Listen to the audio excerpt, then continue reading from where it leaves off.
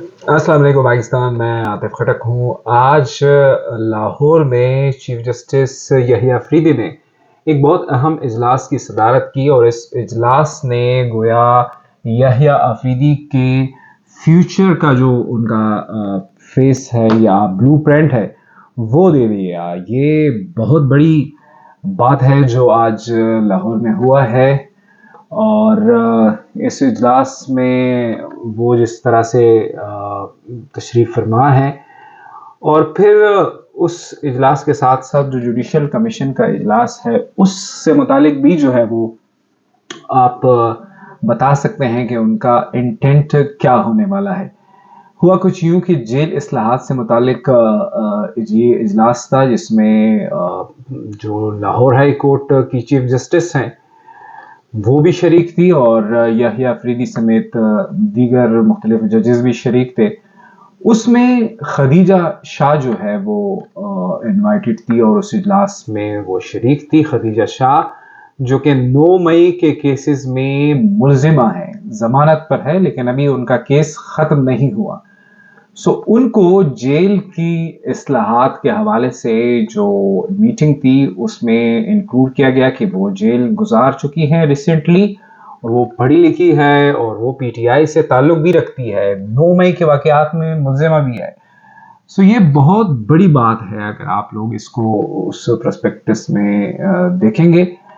और ना सिर्फ ये कि उन्होंने इजलास में शिरकत की बल्कि जब यही अफरीदी ने एक कमेटी बना दी जो जेल के हवाले से रिकमेंडेशंस देंगे और उन हालात के मुख्तलिफ जो है वो फॉलो अप लेंगी, उस कमेटी में खदीजा शाह को शामिल किया है।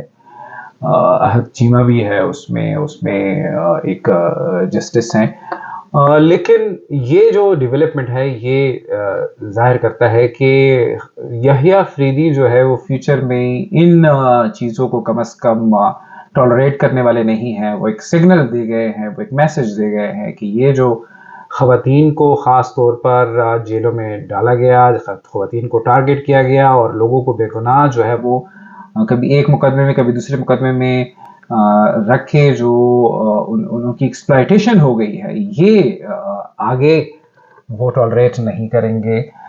साथ साथ ये खबर है आज के जुडिशल कमीशन का इजलास जो है वो 5 नवंबर को तलब किया गया है और इस जुडिशल कमीशन में फिलहाल जब आप इसका देखते हैं तारोली उसको देखते हैं तो फिर आपको लगता है कि शायद हुकूमत जो है उसका पलड़ा भारी है। जो आप एक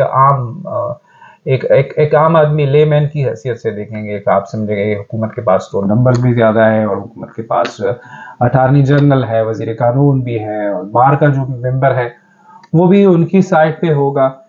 लेकिन मेरा एक मैं जब इसको रीड करता हूँ तो मेरा ख्याल है कि शायद ऐसा ना हो।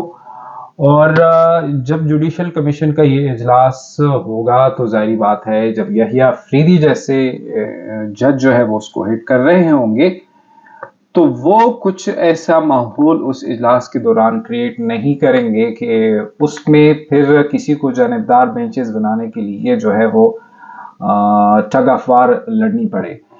जो हुकूमत ने अमीनुद्दीन पे उन्होंने वो रिलाय कर रहे हैं कि अमीनुद्दीन जब हमारी साइड पे हो जाएंगे तो हम मेजॉरिटी में हो जाएंगे और हम फिर अपने मर्जी के बेंचेस जो है वो बना पाएंगे। मुझे ऐसा लगता है कि अमीनुद्दीन अगरचे एक थोड़े मुंशी टाइप जज है, कोई इतनी ज़्यादा वो क्वालिफाइड बंदे नहीं हैं और वो कोई इतनी ज़्यादा उनकी आप कह सकते हैं कि समझदार नहीं है।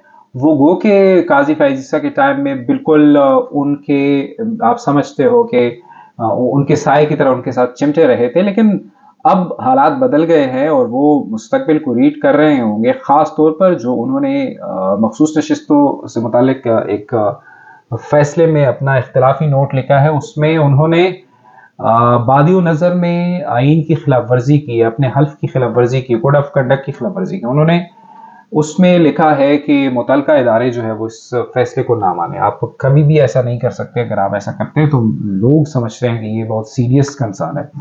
तब ऐसे में कि मुस्तकबिल में उनके हवाले से सुप्रीम जुडिशल काउंसिल में रेफरेंस भी है या शिकायत भी है वो मुझे ऐसा लगता है कि वो याहिया अफरीदी जहाँ पे खड़े होंगे जिस साइड पे, वो जजेस, और फिर ज़ाहिर बात है उन जजेस के साथ अपोजिशन खड़ी है, तो वो उस साइड पे मेरा अपना ये ख्याल है कि होंगे। बहरहाल हम देखेंगे।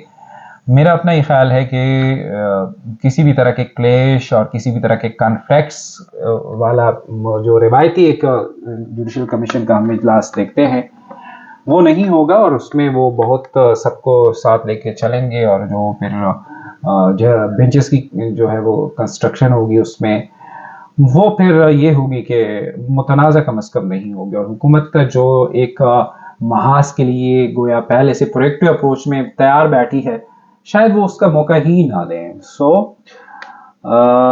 ये बहुत बड़ी बात है कि जो पूरा एक बयानिया ये करंट रिजीम जो है वो लेके चल रही थी 9 मई का, उसकी एक मुल्जिमा जेलों में इस्लाहात के हवाले से एक इजलास में जिसकी सदारत चीफ जस्टिस कर रहे हैं उसमें ना सिर्फ शरीक है, बल्कि उनको एक ख़ास कमेटी में जो है वो उसका मेंबर भी बना दिया गया है। और ये सारे सिग्नल्स होते हैं, कभी कभी आप खामोशी की जो ज़बान होती है उसमें सिग्नल्स देते हैं, तो सारे सिग्नल्स हुकूमत रीड कर पा रही होगी, तो हुकूमत भी ऐसे किसी कॉन्फ्लिक्ट को अवॉइड करेगी। और जो जुडिशल कमीशन का इजलास होगा, अमूमन जो पिछले 2-3 चीफ जस्टिस रहे हैं उनके होते हुए ये इजलास इतने ज़्यादा स्मूथ नहीं चल रहे होते, कोई खुशगवार माहौल नहीं होता।